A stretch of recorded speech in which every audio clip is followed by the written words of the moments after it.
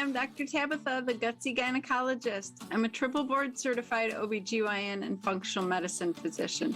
I've embraced the world of functional medicine and wellness through my own personal health journey, and I'm super excited to share my wisdom and unique perspective as it pertains to women's health. After caring for thousands of women, I've come to realize that your gut health determines your gyne health and your overall health. And it's a super gutsy thing for me to go against conventional gynecology practice to bring you the truth. No more Band-Aid medicine, ladies. We're talking root cause resolution on this show. So if you're struggling with hormone imbalance, weight gain, period issues, anxiety, insomnia, you name it, then you've come to the right place. And I want to be your gutsy gynecologist. So welcome.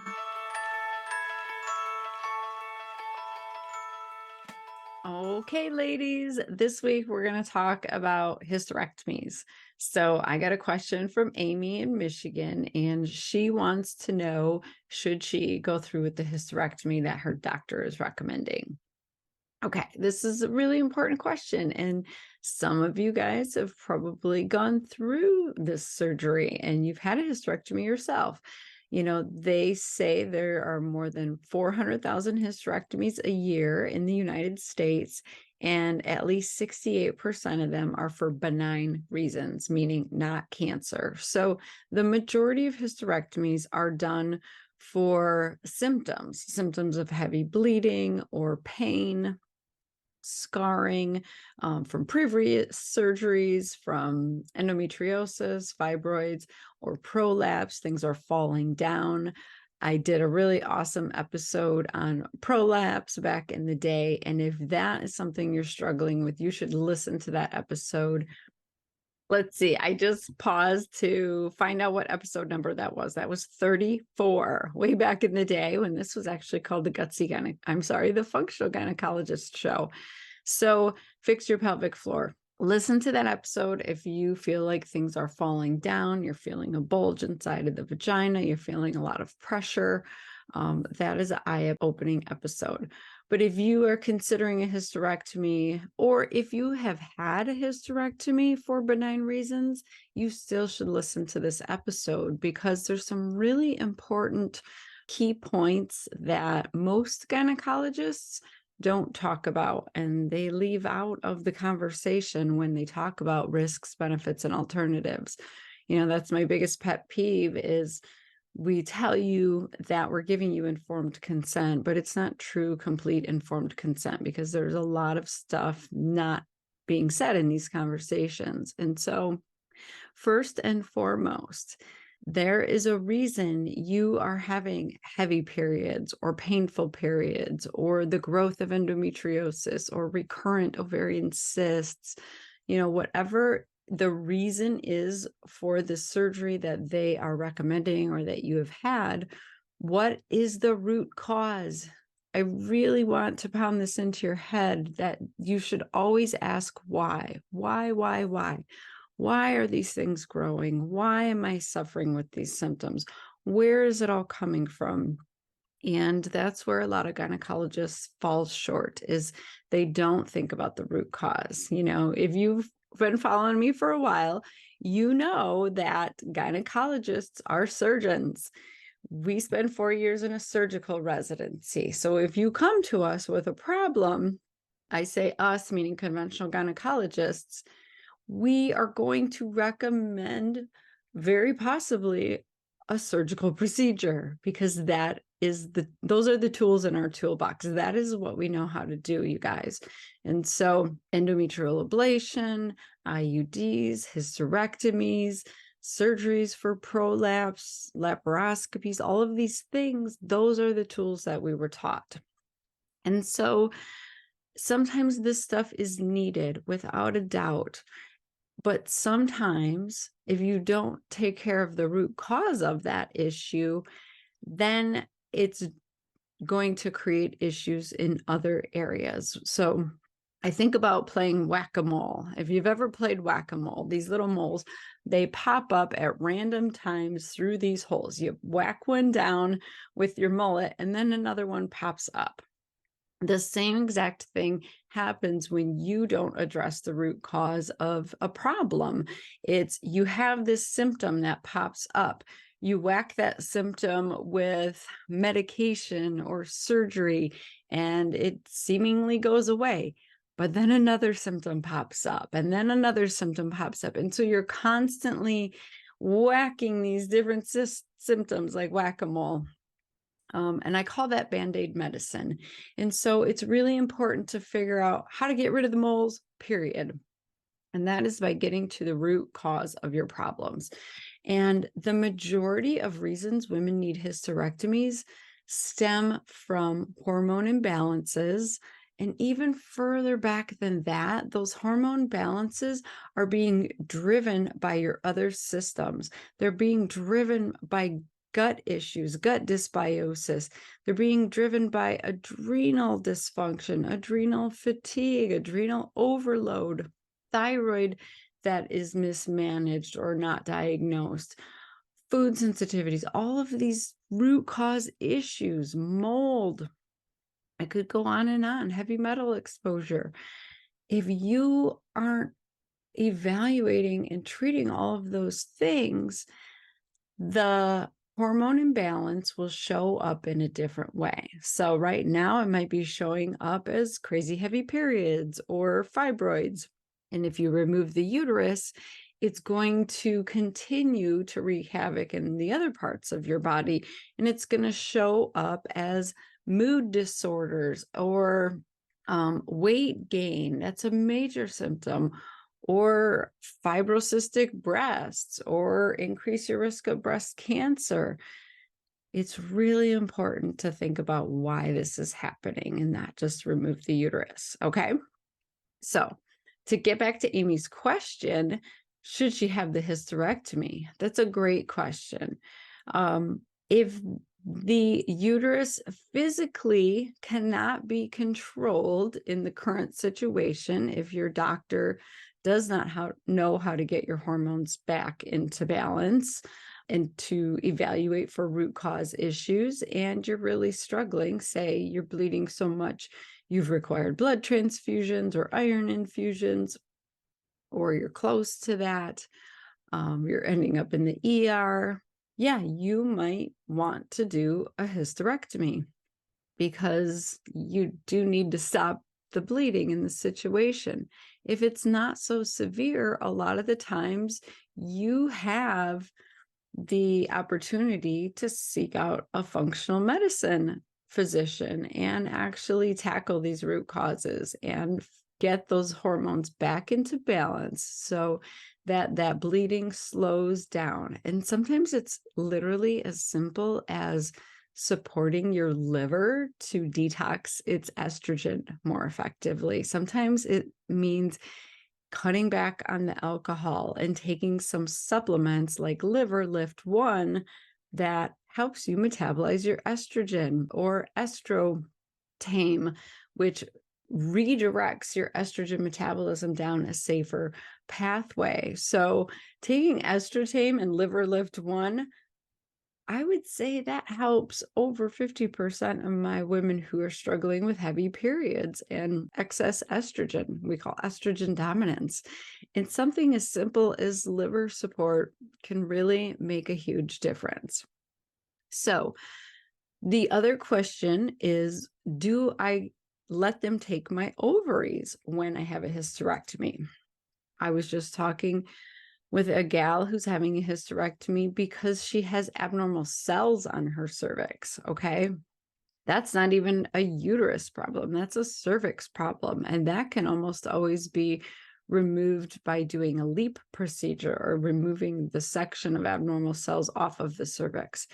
If it's to the point where the gynecologist is recommending a hysterectomy, I would highly recommend you keep your ovaries because, ladies, your ovaries are where your hormones are made. That's where they're produced. You know, we have hormones that are made in our brain, and our brain talks to our ovaries and tells our ovaries to make more or less progesterone and testosterone and estrogen. And so if you remove the ovaries, You are literally removing the source of the majority of your sex hormones instantly. So when you wake up in the recovery room, you are in surgical menopause. You are in menopause at that point going forward in your life. It's not a gradual thing, it's an immediate thing, and it doesn't feel good. So you want to have a lengthy discussion with your surgeon if you are planning to have your ovaries removed, or if there's even a possibility of it, because you want to know that when you wake up, there's a plan to replace those hormones. Unless you're already in the menopausal state, say you are 40 or 45 years old, and you're going to wake up in surgical menopause, you're going to be miserable. You will be crying and depressed and very irritable, and you may well not be attracted to your partner anymore, and you may really struggle. You may start to gain weight and have hot flashes and night sweats and vaginal dryness and all of these issues. So you need to have a plan going into this surgery if those ovaries are going to be affected at all. Like, what kind of estrogen and progesterone am I going to get? Am I going to get testosterone? And have this conversation with your surgeon. And if they're not comfortable talking about hormones or using hormone replacement therapy, you can always look for someone who specializes in that, because unfortunately, the majority of the time, the surgeon and the hormone expert are not going to be the same person. That's a really rare situation, and count yourself blessed if you have that kind of physician that's a good surgeon and good with hormone replacement. So I really want you to think about that. It's also recommended to have your fallopian tubes removed now anytime you have a hysterectomy. So the thought is, there was a study out that showed that ovarian cancer may potentially start in the fallopian tubes. And this one study really shifted the way gynecologists practiced. And it's now recommended that we remove fallopian tubes whenever we go in to remove the uterus, as long as you're finished having children. I want you to be aware that some of the blood supply that feeds the ovaries and keeps them healthy does come from the fallopian tubes. And so if you clamp and remove the blood flow from the uterus and from the fallopian tubes, it could affect the health of the ovaries. And the study suggests that you do go into menopause maybe a few years earlier. There's no absolute. This hasn't been studied very well, unfortunately, but just know that. So say you're 48, 49 years old and you're going in for a hysterectomy and having your tubes removed, even if you keep your ovaries, you might end up going into menopause from that surgical procedure. And so again, you want to have a game plan in place with your surgeon of what are we going to do if this happens, and how are we going to evaluate it? How are we going to know?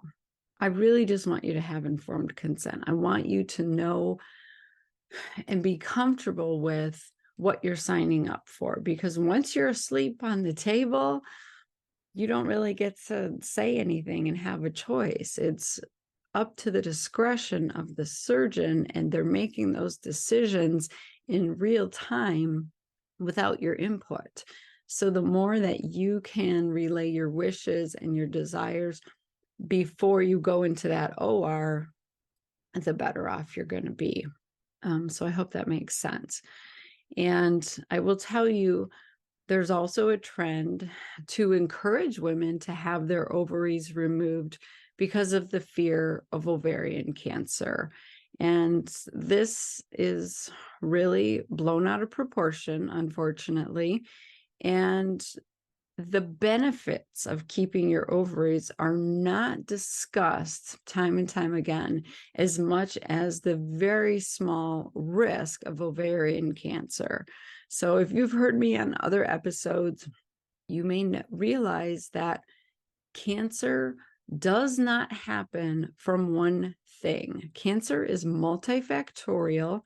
It means many things are causing a problem over a long period of time, consistently disrupting the health of those cells and causing them to go rogue, causing your body not to destroy and remove those cells. I call it cleaning house.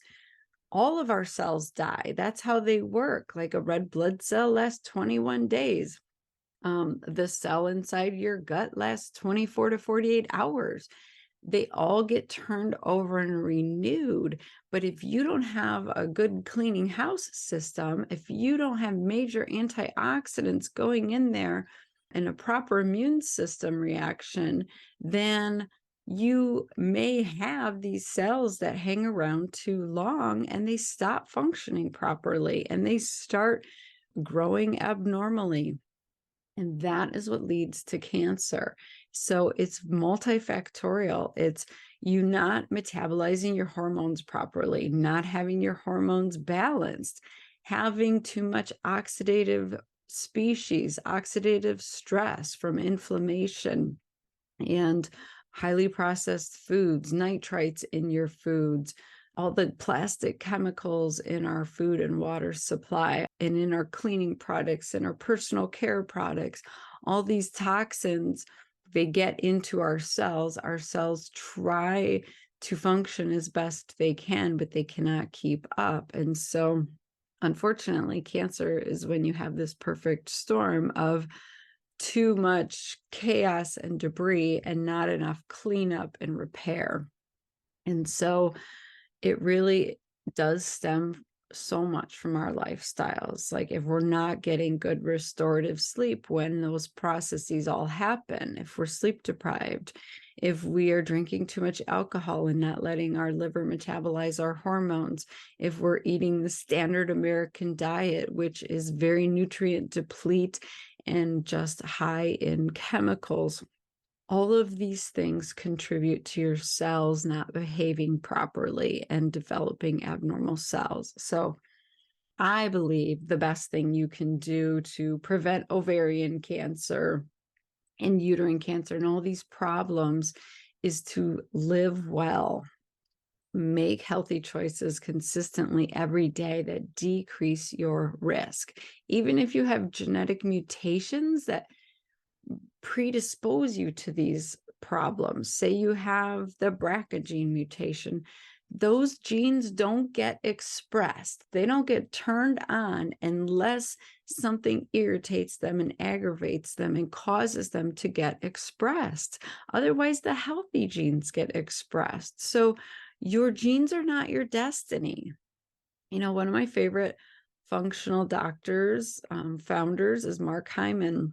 And he said, your genes are the gun, but your lifestyle pulls the trigger. So it doesn't matter necessarily what your genes are doing. It matters what you're doing every day consistently. Are you consistently making poor food choices? Are you consistently leading a sedentary life and not moving your body? Are you consistently drinking alcohol and straining your liver? Like all of these things matter. So I know it seems like it's a little far off when we're talking about a hysterectomy, but I promise you, all of this stuff affects your uterus, your tubes, your ovaries, all your lady parts.